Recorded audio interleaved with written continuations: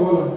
चला आता आपली घंटी संध्याकाळी वाजते, दुपारची घंटी वाजत नसते.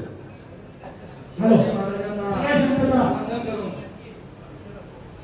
आगरी समाजाचे आराध्य दैवत आपल्या सगळ्यांसाठी दिबा पाटील साहेबांना वंदन करून आजच्या या मीटिंगचे अध्यक्ष नंदराज मुंगाजी दादा, तसेच आपल्या मुंबईच्या जी ठाणा रायगड पालघर कमिटी आहे त्याचे अध्यक्ष संदीपजी भाई, सगळ्यांना जे इथे व्यासपीठावरील असलेले सगळे गाळा मालक चालक, इथे जमलेले सगळे माझे जेवढे मी गाळा मालक बंधू असतील त्यांच्या समोर मला दोन शब्द मांडायची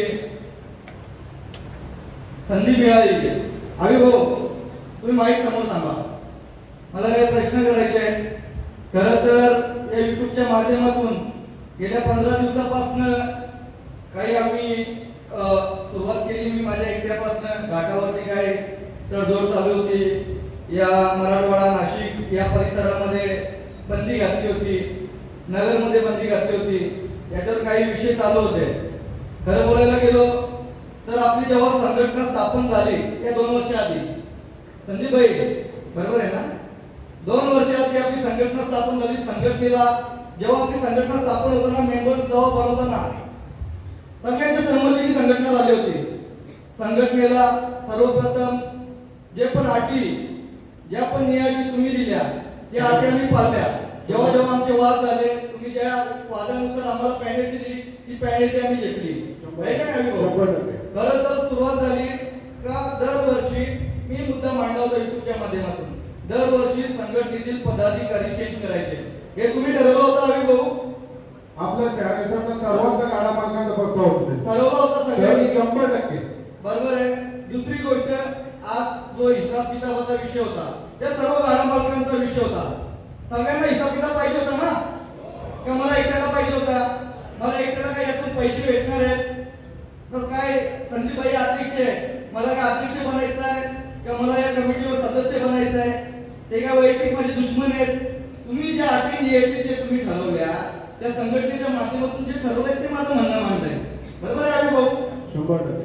खरं तर ठरलं होतं. आपलं जे व्हॉट्सअपला ग्रुप आहे, मी व्हॉट्सअप ग्रुपला का नाही त्याचं मूळ कारण सांगतो. मी जेव्हा फडके शेटचे आमचे वाद झाले त्या वादापासून मी ते व्हॉट्सअप या सोशल मीडियाच्या माध्यमातून काही गोष्टी बोलत नाही, म्हणून त्या व्हॉट्सअप ग्रुपला मी आपल्या बैलगाडा संघटनेच्या येत नाही मी बोलायला.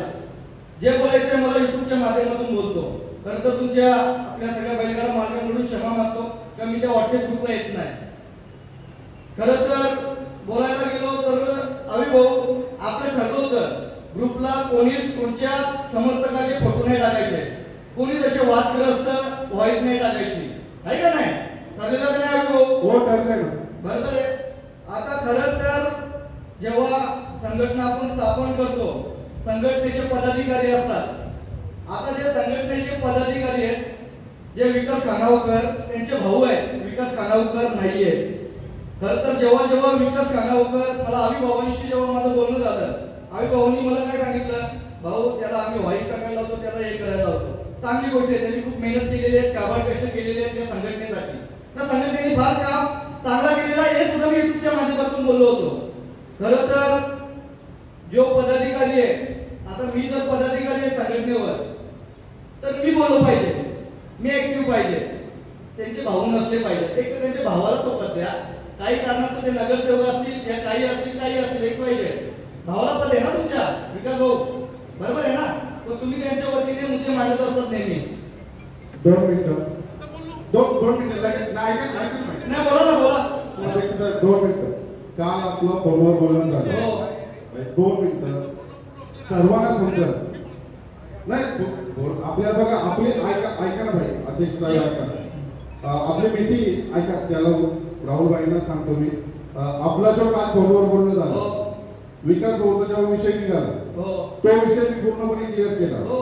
हे 12-13 जण कमिटीवर आहेत, हे सर्व प्रस्ताव पास करतात आणि विकास भाऊंना ग्रुपवर टाकायला सांगतो.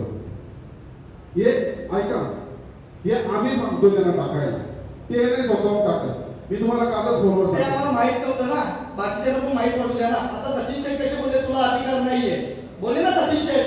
बोलले अधिकार नाही त्यांना. बरोबर ऐका, आहे. पण दोन तुम्ही मिनिटं. तुम्ही ही व्यथा मांडली का तुमची, त्यांच्या वतीने नाही मांडली, बरोबर आहे ना. पण आता हे जे बोलणं आहे ते क्लिअर झालं का नाही, त्यांचं पिक्चर क्लिअर झालं दोन ना. मिनिटं.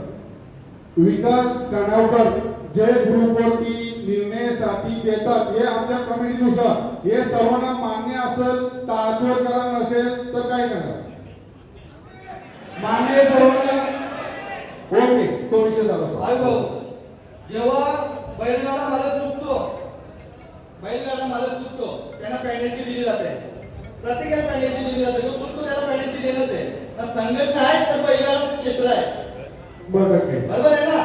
जेव्हा संघटनेचा एखादा पदाधिकारी चुकतो मग त्याला काय पेनल्टी असली पाहिजे. तुम्ही सांगा संघटनेचा कुठला पदाधिकारी चुकलाय त्याची आता लगेच 5,000 रुपये फाईन लावतोय, जी सर्वांनी लावली ती. मी काय बोलतो, व्हॉट्सअप ग्रुपला तुम्ही सगळे लोक आहेत, मी व्हॉट्सअप ग्रुपला नाहीये. नाहीये. तर त्या व्हॉट्सअप ग्रुपला मी का नाही बोलायला आहे, त्या सगळ्या गोष्टी तुम्हाला सोशल मीडियाच्या मार्फत या मीटिंगच्या मार्फत मी तुम्हाला सांगितलं. पण मला त्याचा जाब विचारला तुम्हाला. आता मी पदाधिकारी चुकला तर मी बोलतो कोणी चुकलाय, चुकल्यानंतर तुम्ही आधी नियम काढला ना, तुम्ही ठरवला ना कोणाच्या कुठल्या समर्थकाचे पोस्टर नाही टाकायचे, वादग्रस्त व्हॉइस आपली टाकायची नाही, ते संघटनेने ठरवलेलं का नाही, संघटनेने आपली नियम काढलेले का नाही, त्या गोष्टी झाल्या ना भाऊ. एक मिनिट झाला. दोन मिनिटं. मी काय होतं, राहू बांधकाम पूर्ण होत्या नंतर आपण येतो. तुम्ही शांत बसा, तुम्ही बोलू नका. माहिती द्या अभि भाऊ, त्याला काय पेनल्टी दिली पाहिजे, मग पदावरून काढला गेलं पाहिजे या, त्याला काय पेनल्टी दिली पाहिजे. 2 मिनिटं. सगळ्यांना कळू द्या ना भाऊ. ऐका ना, हा. सर्व कामाला एक सर्व पदाधिकारी आहेत, नेमकं विषय काय आहे ते क्लिअर बोला. आता या येत्या 7 दिवस झाले आमचे. आता मी वैयक्तिक माझे मत मांडले युट्यूबच्या माध्यमातून.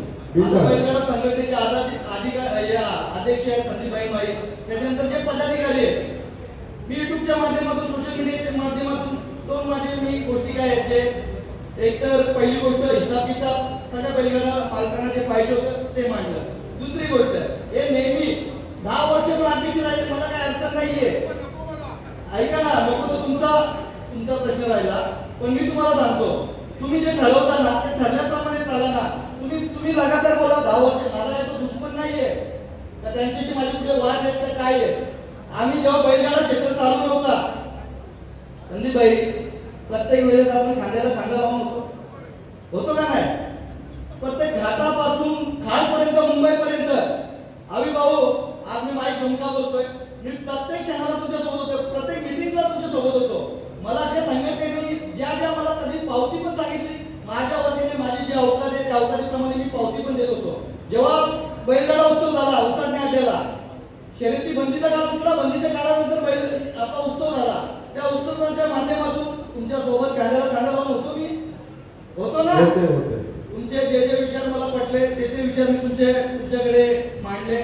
ज्या गोष्टी मला माझ्या डोक्यातून मला ज्या आवडल्या नाही, ज्या संघटनेच्या माध्यमातून जे पदाधिकारी आहेत त्यांच्या कुठल्या गोष्टी खटकल्या त्या मी तुमच्याकडे मांडल्या. त्याच्यानंतर आता हे विषय बाजूला राहिले. एक बैलगाडा मालकांचे भरपूर सारे बैलगाडा मालक येतात आपले मुंबईचे. जेव्हा मुंबईचे बैलगाडा मालक घाटावरती जातात पिकअप घेऊन, आताच्या घडीला इंदोरला, कारण की 4 महिने आता पर्यटन मंत्री आहे काय, प्रताप सरनाईक आहे का नाही. तर त्या प्रताप सरनाईकांना येणाऱ्या 2-4 दिवसांनी आपल्याला एक अर्ज द्यायचा आहे का जे बैलगाडा मालक आमचे आहेत त्यांना खूप त्रास भोगावा लागतो. इथून निघता आपण पहिला टोल नाका काढल्यानंतर ते पोलीसवाले हवालदार आपल्याला अडवतात. त्यांच्या म्हणण्यानुसार ते लोक 1000, 2000, 3000, 5000 पर्यंत पावती पाडतात. या गोष्टी बैलगाडा मालकांसाठी आपल्या फ्रीमध्ये झालेल्या पाहिजेत. यासाठी जे बैलगाडा मालक असतील, जे पदाधिकारी असतील, आपल्या याच्यावरती सगळे एकत्र मिळून 2 दिवसांनी मी ठरवलेलं आहे, ज्याला कोणाला यायचं असेल सोबत त्यांनी येऊ शकतात. ही गोष्ट बैलगाडा मालकांसाठी माझ्या म्हणण्यानुसार काहीतरी कुठेतरी चांगली वाटते, आहे का नाही. एखादा बैलगाडा मालक असतो तो 15,000 रुपये शर्यतीसाठी देतो घाटावरती, त्यातून 5,000 रुपये जे सवंगडी असतात त्यांच्यासाठी वापरतात. पण ते 5,000 पण जर ते पोलीसवाल्यांना जात असतील, मग कुठेतरी आपल्या बैलगाडा मालकासाठी या सगळ्या गोष्टी आपण चांगल्या बघितल्या पाहिजे. आणि जेव्हा माहीत भेटतात, जेव्हा बैलगाडा संघटने संघटनेच्या माध्यमातून प्रत्येक टायमाला एकच जेव्हा मीटिंग करतात तेव्हा मुंबईमधून एकच राहुल पाटील वादग्रस्त प्रत्येक वेळी आमचे म्हणणे मांडायचे बैलगाडा मालकातून असा कोण बैलगाडा मालक नाही. म्हणून मी म्हणणं आमचं म्हणणं जे असतं ते मांडायचे आम्हाला अधिकार नाहीये का? 100% बाबासाहेब आंबेडकरांनी सगळ्यात संविधान त्यांनी दिलेलं आहे. 100% तर आम्ही म्हणणं म्हटलं तर आम्ही वाईट झालो. नाही, कोण वाईट झालंय? कोण वाईट झालंय? आपण सर्व एक आहेत आणि एकच राहणार आहे. आता या 2-3 दिवसाआधी भाऊ आमचे जुने वाद काढले बाहेर. कुठपर्यंत योग्य आहे? ठीक आहे, ते विषय बोलतो मी.